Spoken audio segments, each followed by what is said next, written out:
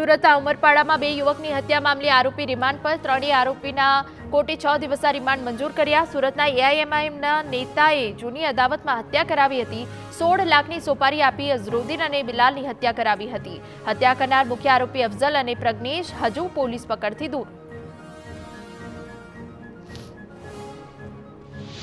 વડોદરામાં સ્વામી દ્વારા સગીરા પર દુષ્કર્મ આચરવા મામલે કાર્યવાહી। પીડિતાનું કોર્ટમાં કલમ 164 હેઠળ નિવેદન લેવાયું। વર્ષોથી મંદિરે દર્શન કરવા આવતા 17 ભક્તોના પણ નિવેદન પોલીસે નોંધ્યા। પોલીસે સ્વામીના વર્તન અને હાલ સ્વામી ક્યાં છે તે અંગે ભક્તોની પૂછપરછ શરૂ કરાઈ। મહેસાણાના વસાઈ ગામ નજીક વેપારીને લૂંટનાર આરોપી ગણતરીના કલાકોમાં ઝડપાયા। ભંગારના વેપારી પાસેથી 10 લાખની લૂંટ કરી હતી। ભોગ બનનાર વેપારીની ટ્રકના ડ્રાઈવરની સંડોવણી સામે આવી। બાઇક, મોબાઈલ સહિત 10,71,000નો મુદ્દામાલ જપ્ત। ગાંધીનગરના કલોલમાં રિક્ષામાં બેસાડી પેસેન્જર સાથે લૂંટ કરતી ટોળકી સકંજામાં। એલસીબીએ અમૃત હોટલ પાસેથી 4 શખ્સની ધરપકડ કરી। 2 રિક્ષા, દાગીના અને રોકડ સહિત રૂપિયા 1,60,000નો મુદ્દામાલ જપ્ત।